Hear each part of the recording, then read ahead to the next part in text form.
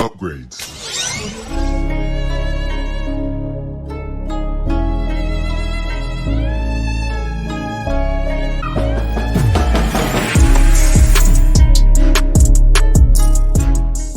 Ladies and gentlemen, we are back for another episode of Echo. This is episode 3. So as you guys are watching it all in one fell swoop.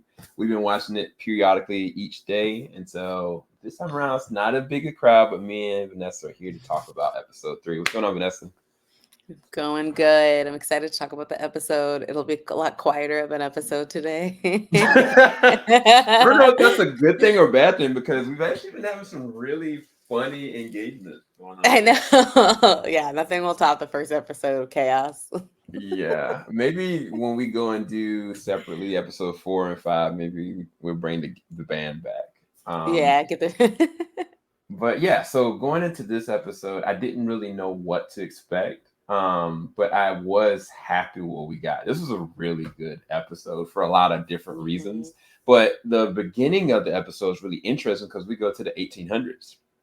So they go to the 1800s with, I can't remember the group, the Light Horsemen. I think that was it. Mm-hmm. Yeah. So the Light Horsemen were the ones that kind of police the area to try to make sure to keep the community protected and safe. And there's a young girl who's the daughter of one of the head police light horsemen, and she's just very gifted. Like she's a dead shot, like she's engaged, and it seems like she has that same exact gifting that all these generational women have.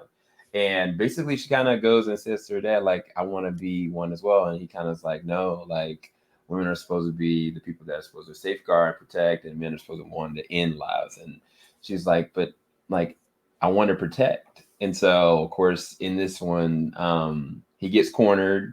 It's a trap, and she goes ham on them. And I thought it was such a dope little introduction because every episode has been very different from a generation standpoint. But I wanted to get your take on how they kind of handled this one in the old Western style, even down to like there's no dialogue, it was just writing. Yeah, I loved it. It was a silent film style with the bang and the like dialogue in between. Loved that. I think that it was so cute and true to the era.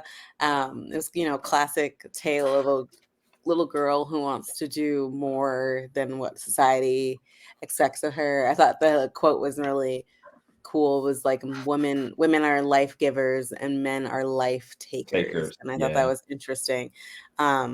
Because that's an interesting way of putting it. But yeah, these like light horsemen were I guess protecting the tribe from like the settlers that had been plaguing them for a while.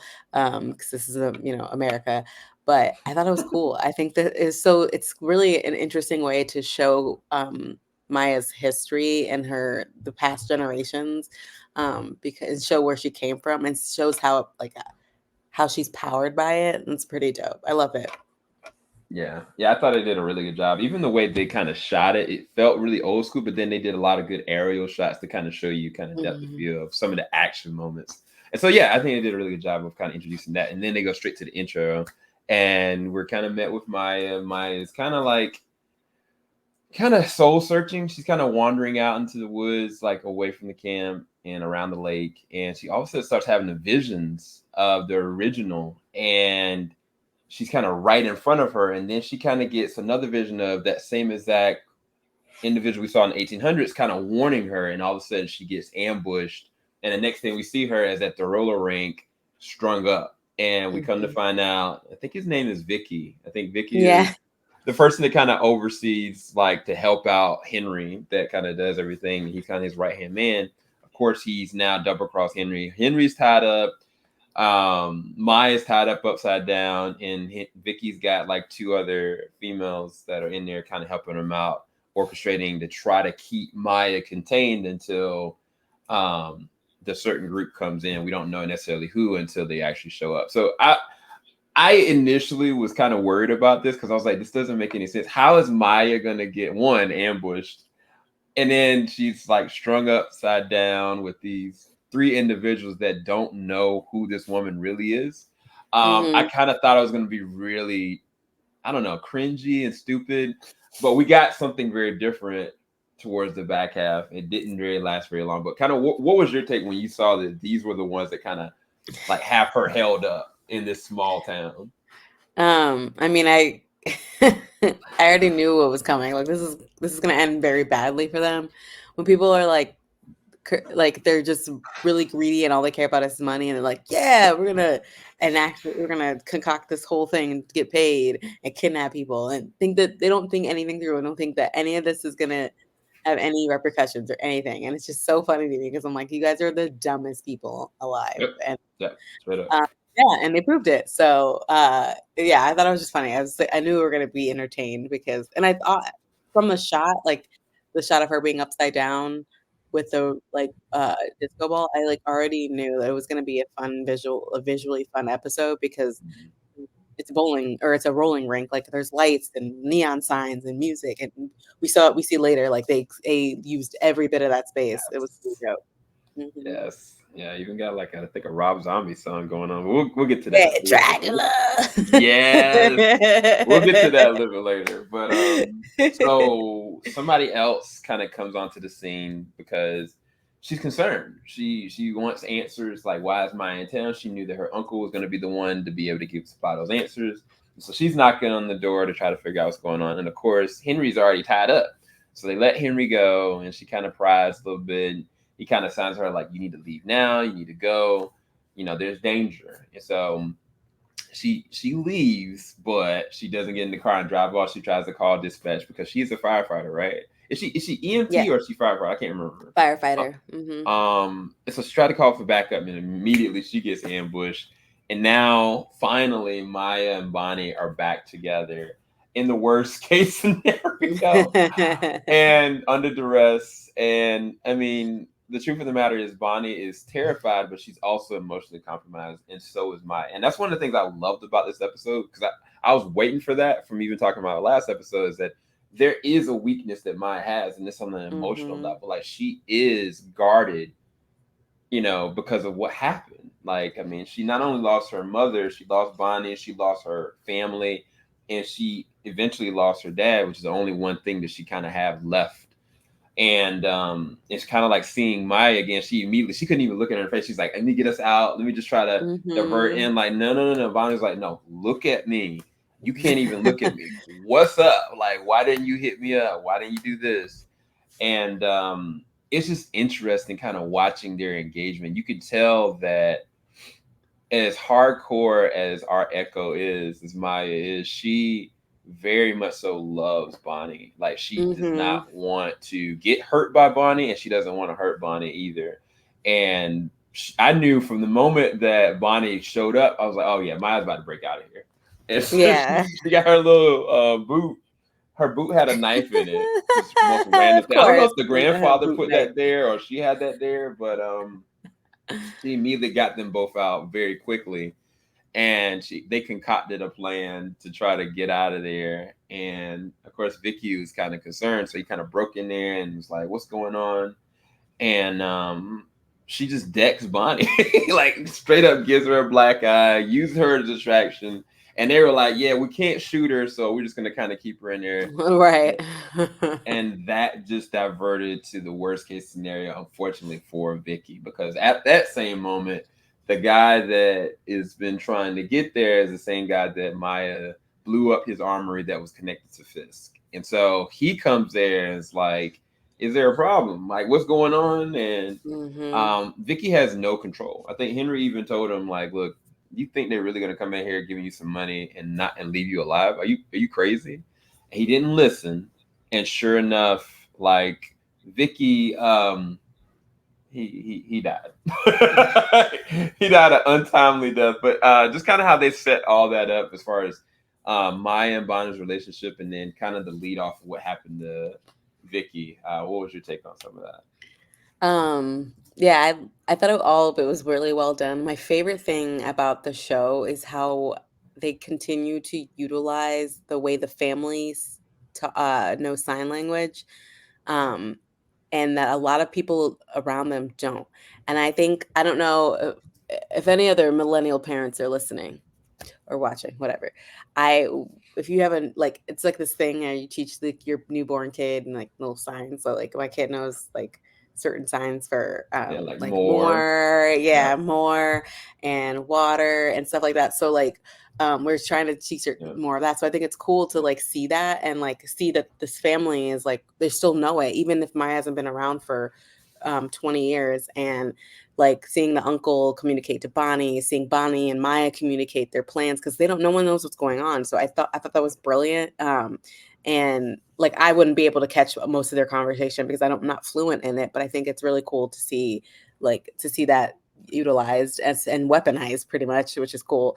Maya has like zero regard as to who gets hurt in her pursuit of vengeance, and like she literally straight up decked her cousin in the face.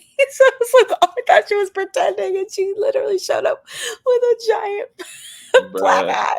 She was like, you could have broke something straight up. Like, Like, oh my god! I was like, oh my god! And then she straight up just like, anyway, their relationship is so contentious, and Maya stresses me out. But like, anyway, Vicky, I knew it was gonna happen. I knew it. I said it while we were watching. I was like, this is gonna end up with him dead, and it did because he just make stupid decisions. No one, gross. No one.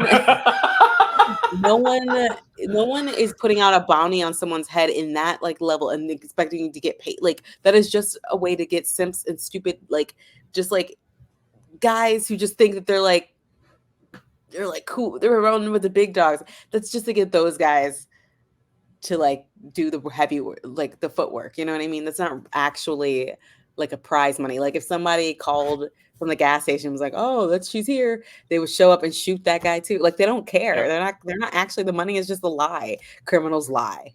But I knew that was gonna happen to Vegas. So I didn't really feel bad for him. It wasn't, to me, it wasn't an untimely death. He kidnapped multiple people. I feel like Yeah. that was the path he chose. Yeah. I mean, he But didn't yeah. kill anybody, but Yeah. yeah. But he knew what would happen. He knows if Wilson Fisk and Associates puts a bounty on someone's head, they're not giving flowers to that person. They're not just gonna buy that person a house. That person is dead. You know what I mean? So Yeah. you are an accessory to murder. So bye, Vicky. Dang. No You know, sympathy. you know what? I'm gonna leave Vicky right No, here. gross. R.I.P. to Vicky. I want to bring this up because from a Disney Plus standpoint, this is gruesome. Like Disney Plus don't do Yeah. this. Like you don't see no kind of death. Like I mean, he got shot twice in the back, and all of a sudden, like my man is coughing up blood, organ failure, Hmm. and then all of a sudden he's bleeding from his freaking face. Like it, I was like, Yeah. shout out to Disney Plus for taking a chance on Yeah. Echo. But I mean, we talked about this while we were even watching it. Is that this feels like honestly a successor to those Netflix series? Like I mean, Mhm. everything from like the framing, the serious tone, like I really do love how they're handling this season. Mhm. And I hope that they do other series like this. It doesn't have to be Echo, just other characters kind of in the same exact model and just kind of go free with it because we're about to talk about the fun stuff, but I want to kind of go and shift gears and talk about the family because the family dynamics is so key because we saw the grandma, a couple episodes back, but in this episode, she goes immediately to the grandfather's his shop and it's like, yo, what's going on with Maya? What do you Mhm. know? Like, what's happening? Like, Biscuits is in danger because of Maya. And He knows. Mhm. he's like, yeah, I kind of know. She's like, really? Like, okay, yeah, let's come back to my house and like come back to my office and talk. But initially, he was kind of like being really like cheeky with her and flirtatious, and she Mhm. just didn't want none of it. Like, she didn't even want to be next to him. And I think the thing that I love about this is that it shows the amount of trauma that she really didn't deal with from losing her daughter. Mhm. Like, I mean, if we saw from the first episode, like they were like this, like they were Yeah. so like old spirit souls, like you could tell like they had so much love for each other. And the fact that the daughter's loss and everything else like pulled the whole family apart essentially. But specifically Mhm. for her, she just couldn't reconnect. Right. And he tried to tell her, he's like, why don't you just talk to her? And she's like, she's too much like her dad. And I mean, she is, but she don't know that. Like Right. she hasn't even tried. And he's kind of like, maybe you should just listen. And she still deflected. She heard his words, but she didn't want to be able to accept it. And I love the fact that in a show like this that could go all off kilter, they're focusing in on some of the things that are very important, because Mm-hmm. those make up different facets of Maya as a whole. Because transitioning over to Bonnie, it's still a lot of pain that Bonnie's feeling. Like, she's in a life or death situation and she's still looking at Maya like, you didn't talk to me. You Mm-hmm. left me. Even in the midst of your own pain, you still didn't want to connect. I could have been there for you. I'll give Right. props to the actress that played the role of Maya, though. She did a really good job emoting in those Mm-hmm. moments as well. And um, even the scene, I was going to ask you about the scene with the grandfather kind of trying to talk to her and like, you want to go and talk to your grandmother. And she was like, she just doesn't want to see me. And he's kind of like, we all deal with regret. But I was going to ask, like, as far as the family dynamic, how did you like that in terms of the season and also this episode? Yeah, I think the family dynamics are really well done. I think they feel like lived in and well, like, I don't know, put together. Like, it doesn't feel like anything's forced. The especially the grandfather, like he's such a fun, like like cheeky spirit, and he's got that same like energy with his granddaughter, is this, former wife, and all the rest of his family. And it's, you can see though, like underneath all that joking, he's got like a lot of pain because his family broke apart. They say like the grief of like the death of a child is like the number one way, like most of like marriages don't survive that. So it doesn't surprise me that they fell apart, because it's a hard thing to come back from. But I do love that people are still making Maya, despite everything that's going on. There, people are still confronting Maya and making her, trying, at least trying to get her to own up to what she did, and the fact that she was gone for years and wouldn't talk to anyone. And I don't know. I just feel like the grandma keep saying she's just like her father and stuff like that. But it's like, you don't know her, but also she was raised by her father. People are gonna be like the people they were most raised like. You know what I mean? It's not Right. that surprising. And you pushed him away. What do you expect? You pushed him all Right. the way. So I just feel like it's a double edged sword. I think maybe she's got some regret, the fact that she, instead of pushing them away, she could have kept them closer. I get it. Like, she was afraid of like danger to her family, but the girl had to go too. Like, she could have fought harder for Maya to stay with her, and Maya could have had a whole different life. But Yeah. she didn't. She pushed them both away. So yeah. Yeah. Yeah, she made that choice without even kind of consulting with the grandfather. Like, she Hmm. chose to do it that route because that's something that she couldn't take. But yeah, so going back to the craziness that we're about to kind of go over. So from the point that Vicky died, of course they all pointed guns at Bonnie and Henry, and it's like, where's Maya? And all of a sudden, the atmosphere changed. You see Red, you got Rob Zombie playing in the background, and everybody's like, what the heck is going on? And so then they all try to fan out to try to see. One dude, he tries to go and change the breakers, and it's been booby trapped. He gets electrocuted. The next guy gets his head slammed into a brick wall several times, and then it just proceeds like she's just this, like she is so versatile. Like, technically, she can do a lot of different techniques. I mean, even like the gun that she made to try to distract the girl, Right. like ball bearing wheels that you get from rollerblades and a couple other things. And she makes a pseudo gun like she's MacGyver, which is crazy. But then it doesn't surprise me, she did make a bomb out of Yeah. scraps from her grandfather's place. But then she just unloads on them. And I think that goes back to the violence aspect. It's well choreographed, but you can see every single moment, which makes it feel more real. That's one of the reasons why we Hmm. love like the Daredevil series, especially season one, is because every single blow, it feels like it could be the person's last, or you don't know how far Hmm. they're gonna take it. But how did you feel about the choreography, the violence, and then also kind of like the approach to how Maya kind of is dismantling them in this episode? Yeah, I thought that was just a fun fight. Like, I knew we were gonna get good visuals, and I was right. Like, it was just fun to see her take apart, and it wasn't like she was a machine. Like, it wasn't like it was. There were some. They got some good hits on her, but she was like just kind of dismantling them. It was pretty. I was actually surprised by how many actually were standing when they did it. Right. Like, He it must was, have had some reinforcements in the back. yeah. Like, I was like, how did you took out almost everybody? But no, you could feel every punch, you could feel every hit, and that was just dope. Like, were clearly not prepared for her at all. Because they said that they didn't believe that she was even there, but then she like took them on by surprise. And the fact that she's like booby trapping, like her brain moves so fast, like that's pretty impressive. I thought it was dope. Yeah. Yeah, I think one of my favorite scenes is when the guy kind of slams her into the pinball machine. Back of her head kind of hits the pinball machine visually. Then it goes Mm-hmm. and shows a front face where she takes him and suplexes his tail into it. And I was like, Yes. let's freaking go, Maya. And then she goes and like the gun games that you play. So I was like, what's she gonna do with Yes, those? that was She so used them joints good. like whips, and I was like, Very Maya's Catwoman. It nuts. was so good. Maya is nuts. But yeah, speaking of that, after everything is said and done, like she goes and puts all the work in, but which we talked about last episode, what is her weakness? Because she doesn't have any Mhm. fear. She's already lost her dad. She's all on vengeance. And yes, her being in her home gives her power, but at the same exact time, it's also a vulnerability because Bonnie now has got a gun to her temple. And so even though she was like beating people in the head with these freaking whatchamacallit balls, she dropped it and she surrendered. And it looked like what the guy was gonna do is gonna punish Maya by killing Henry because he was pointing the gun at Mhm. him. Yeah. And immediately he gets a phone call with some kind of ringtone that was connected to New York. Can't remember the name of the song. Um, and he was kind of like, well, I thought, and he's like, yeah, but he's like, okay.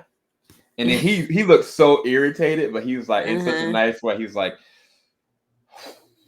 let's go. And like the first time I watched this, I was like, that's terrifying. Like, like Yeah. what is about to happen? Like, are they about to blow everybody up? Like, it's like what is happening right now? Because at the very least, they could have took Bonnie and let like he was told to not touch anybody. That's Yeah. crazy. And That's crazy. so we immediately kind of thought the same thing. Like, there's only one person Yeah. that could tell him to do that, Mhm. and it is Yep. it's the big man. And the big man absolutely is about to go ham. We're gonna kind of unpack that in the last minutes of the episode, but um from the fight to transitioning to there, it goes to Bonnie talking to Maya, and Bonnie doesn't want to leave her, and like Maya's like, look, I can't get connected with the police. You need to go. They may come back, but I promise you, I won't let anything happen to you. And I think she was sincere about that. But I Yeah. think that in her own mind, it was like, me being here is putting you at risk. Right. So by me leaving, it'll probably be better off anyway. Um, Mhm. but they do a really good job of transitioning to kind of how the family's doing. Like Henry is kind of going and doing his own thing, talking with her, kind of unpacking, like there's only one person that could be doing that, and that was absolutely Exactly. Wilson Fisk. But I have your back. Like, I'm gonna do this with you. And it goes and shows a scene with the grandma. I think they're at church, I believe, and the grandma's just not focused on it at all. It's almost like harping Mm-mm. back to the first episode when her daughter died, and it's like she Mhm. just completely disheveled. And of course, Maya doesn't visit Bonnie. She lets Bonnie be just kind of with a black eye and drinking alone. Um, but as far as the transition from the fight to everything like that, what was your kind of take on all that before we get to the grandfather scene? um, I honestly I feel bad for Bonnie. Like she just wants to be there for Maya, and I feel bad for a lot of her family members. Maya doesn't seem to know how to like she doesn't know what real functional family dynamics, so everyone's just kind of like grasping at trying to like get her to feel something and like at least admit that she was in the wrong or something, and she's just like, no, gotta go, gotta do stuff, see you later. Like I just feel bad for their family, and hopefully they'll get to a place where it doesn't take another death to get them back together. But I don't know, Maya's like just very on this one track mind, and I just feel like she's not gonna see reason until someone dies. So yeah, those are my thoughts about it. Yeah, and I think that's a really good segue because I think the one death that would probably hurt the most would be the grandfather. I ain't gonna lie Mhm. to you. Mhm. Because initially I was kind of like, man, don't kill biscuits, and I was like, don't kill the Yes, grandmother, I know. but the grandfather, it was the conversation she had with him, because I think her interaction with him is unlike anybody else in this show. Mm-hmm. Anybody else. Like she's very honest and upfront with him because he knows that she's not going to judge him. And you can just tell Mm-hmm. that with their family dynamics, and kind of like he kind of presents to her like this dope like guard for her leg. And Mm-hmm. I was like, this is freaking rad. And she was like, yeah, this is a little too flashy. He's like, you're from New York. Like, represent who you are. This is like, the warrior is here. Mm-hmm. And he kind of still tries to talk with her and lets her know, like, me and your grandmother are separated. I don't get into stuff with your business. But we see her, and she basically like, she doesn't want to see me. And he still tries to encourage her and uplift Mm-hmm. her without trying to control her, without trying to Right. change her in any way, shape, or form. And he adds to her. He adds so much care to her because she even was teasing him back and laughing. Like, she didn't do that with Yeah. Bonnie. She didn't do that with Biscuits. Yeah. She doesn't do that with anybody else. And so then you kind of get to see the actual leg, and it was so freaking fire. I thought he So did such a cool. really good job with that. Mm-hmm. So then Maya leaves and she goes through the town. We go see everybody's little montage, and she kind of goes back to the little farm where her house is. And I was kind of like, oh, okay, I'm surprised she didn't just completely leave. And she was taking stuff off and took her bag down. She looked up, and there's Wilson Fisk. And Wilson Fisk, like, you know how he kind of has that twitch where he looks like he's about to kill somebody? That is the look that he gave her. It was not smiles. It wasn't like things. It was just like he's trying to compose and contain himself. And I was just like, that's terrifying. He wanted to be there himself to show her, I'm on your home territory now. And let's see if this is what you really want, because I'm going to give it to you. And so I don't know. What was your kind of take on him being there, how they set that up? Yeah. Yeah, I think she I mean, they basically said like there's only one person that could call off a room full of dudes with guns pointing them at you. Like only Wilson Fisk could do that. She's like, I shot him in the face. Well, it didn't take, Nope. clearly. I loved her reactions to seeing him. She was like, like it was like genuine, like what the fuck? Like Yeah. He was it was wow. Yeah, so seeing him, but also seeing him like next to the houses, and those houses, I'm like, are the houses really smaller? He's that big. He's huge. Like he's massive. The dude's massive. But like yeah, he's just a terrifying dude. I can't wait for the next episode. I'm actually looking forward to the next episode because this this is gonna be crazy. Like he's just a powerhouse. Vincent with a Italian last name that I can't think. Oh, D'Onofrio. Yeah, D'Onofrio. Yes, Yeah. yeah, he's just great. And seeing him, he didn't even say anything, and he just did. He say anything? No, he didn't say He anything. thing. Like he kind of Yeah, he curled his hands a little bit because he's trying to he's so control terrifying. himself. Yeah, he Uh, has anger problems. We know. But yeah. yeah, no, that was ridiculous. I thought it just the tension in that scene alone was fantastic. So she Yeah, knows he the looked stuff. he looked like a freaking ghost because he came out the gas darn woods. He didn't come out their house. He came out the Like a side of the ghost. house looking like a freaking tank. Um, but yeah, dude, I was like such a great cliffhanger. Because we know for a fact that they're gonna kind of go down this route of their relationship and breaking Mhm. down, kind of what their relationship really is outside of the moments that he kind of projected to her to do this or do that. Like, there's levels of trust that she had in him, and it's for a reason. And so I think that they're going to kind of unwake all that. And I'm curious Mhm. to see where that goes. The only thing I was going to ask you about, because I think you asked me about it when it comes to like her powers as Echo, like she's really Yeah. like Taskmaster and being able to kind of counter people and see stuff as far as her powers in this, like, do you think is okay? Like, I mean, do you think that them adding something like this adds more volume to the series? Because there's gonna be some people that are purists. Some people are gonna be like, why are you adding all this other kind of stuff? Like, we don't need extra powers in the MCU. But I don't know. What was your take on that? I right now I don't know how necessary they are because I guess it shows how she's connected with her previous like past generations. But right now it's just like it's cool, light up hands, and then there's some like flashbacks memories. It's like I just don't know what else I don't know if it adds anything right now. Like by the end of the show, maybe it does, but right now I don't feel like it adds anything to her. Like it doesn't make her seem cool or anything. It doesn't make her seem more like she's already super smart, fast, powerful. She kick ass. Like she can create things out of like she's already got all this cool stuff going on. So it just feels like the like power thing was just kind of tacked on, and I don't know what for what. So that's just how I feel right now. Yeah, it's like, what is the purpose? Like, I see the connection because it's a connection to her roots and to her family. Yeah, and it's interesting that she only seems like she's getting this while she's close to her hometown. Because we never saw her exhibit any of this before. Right, it's the first time it's on the train, I think. Yeah. So yeah, I mean, I'm not sure. I had said before, I think it's more of a life and death kind of thing, and they're just going to use in that moment. But it's got to be a central focus to it when it comes to these generational things they keep adding on. That they're going to kind of add more to it for her. So we'll see. But what do we rate this episode? A to F. I think I'm gonna rate this one an A. I actually really like this one. It's my favorite one so far. I think it was great fighting. We build more on the family dynamics, which is great. A lot of violence, but just enough where I was like not too much. But I liked it. It was good. What about you?